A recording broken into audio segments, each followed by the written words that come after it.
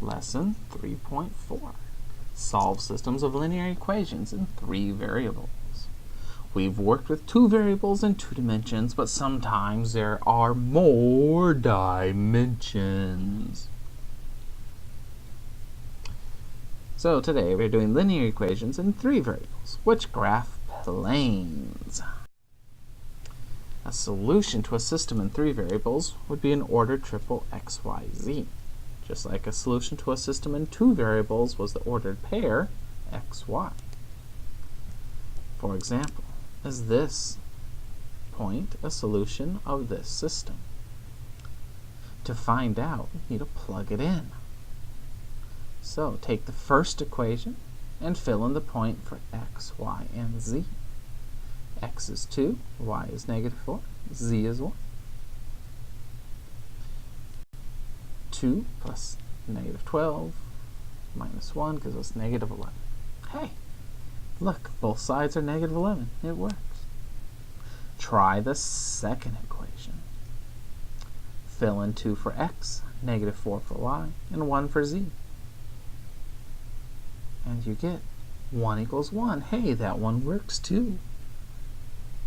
Take your last equation. Fill in your point for x, y, and z. And you end up with 21 equals 21. It works in all 3 equations, so it is a solution. Yay!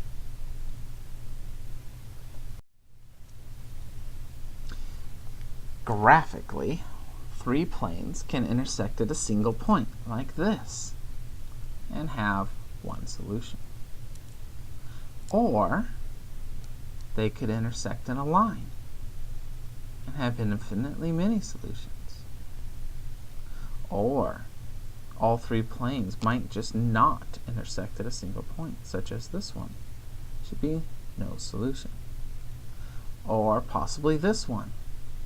Also be no solutions. Or this case, where they're all parallel, would have no solutions.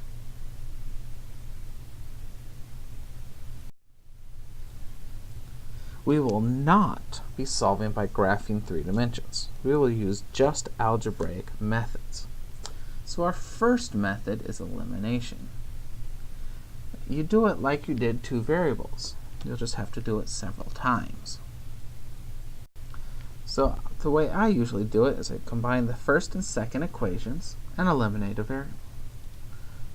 Then I combine the second and third equations and eliminate the same variable as before. And it's very important that it's the same variable. This will give you 2 smaller equations, which you will then combine and get the 2 variables. Substitute those 2 variables into one of the original equations to get the third variable. If you get a false statement, like 8 equals 0, that means there is no solution. If you get a true statement, an identity, like 0 equals 0, there are infinitely many solutions. So here is our first system. Start by combining the first 2 equations. And I chose to eliminate x, so I will multiply the second equation by -2. I'm going to rewrite the first equation and my second equation, and then add the 2 equations. Notice the x's disappear. After I've added, notice each of those are divisible by 5, so maybe I'll make life easier and divide my new equation by 5.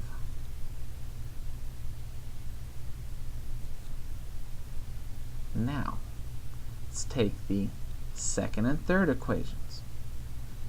Since we eliminated x the first time, we have to eliminate x now.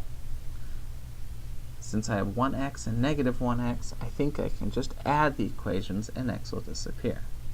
So I'll write down my 2 equations and add them.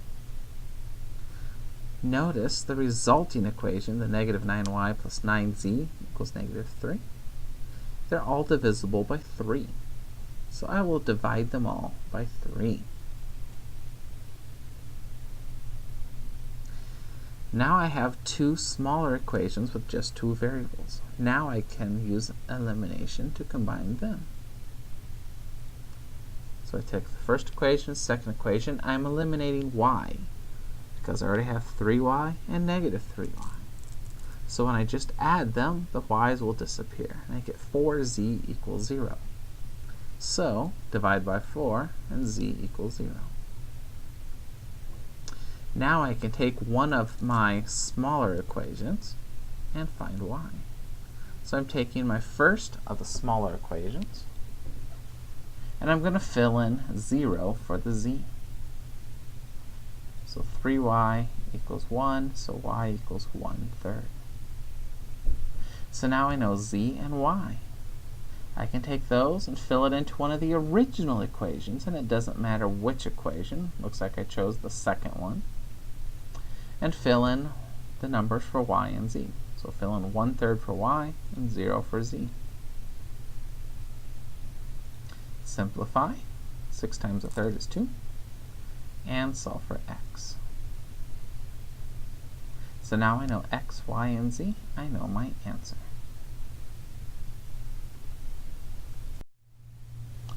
So here is another example.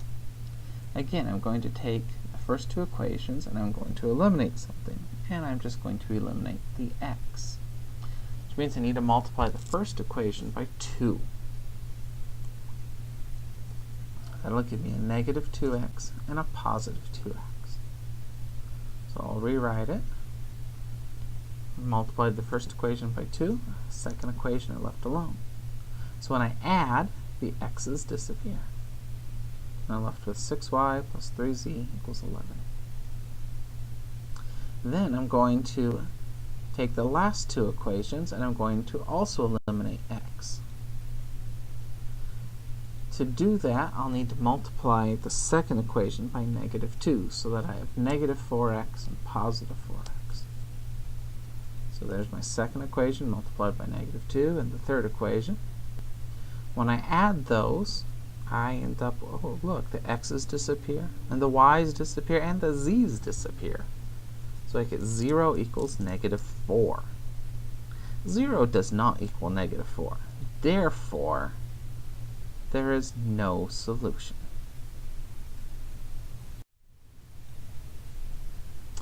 Substitution is done similarly to as in just two variables. Start off by solving one of the equations for one variable. Substitute that into both of the other equations. Solve your resulting system of two variables. So here's my example. I'm going to take one of the equations and solve it for a variable. So I'll take the first equation and I chose to solve it for y. I could have solved it for x, could have solved it for z, didn't matter. I chose y. Now I'm going to take that and plug it into the other equation. So I'm going to take that and fill it in for y.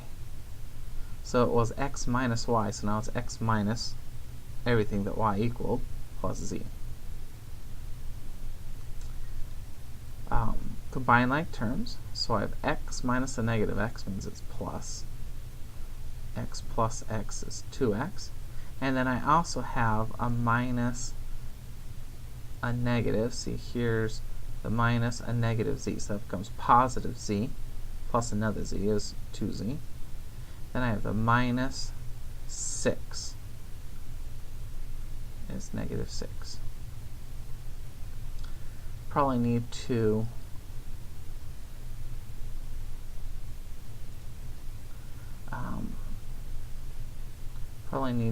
get the negative 6 to the other side, so I'll add 6 to both sides to get the 12. Oh, hey, they're all divisible by 2, so let's divide by 2 to make life simpler. Alright, go back and let's substitute the y into the third equation. 4x plus y plus 4z Remember, all that is y. Combine like terms, so I have 4x minus x would be 3x. I have 4z and a minus z, so that's 3z plus the 6. And, oh hey, let's subtract 6 from both sides. And everything is divisible by 3, so let's divide everything by 3. Now I have two smaller equations. Let's solve that system. So I'll write my new system. Oh look, they're the same equation. I think we can figure out what type we have. Since they're the same, it's probably many solutions, but let's go ahead through the process anyway. Take the first equation, I'm going to solve it for a variable. I chose to solve it for x. Now fill that into the second equation. So,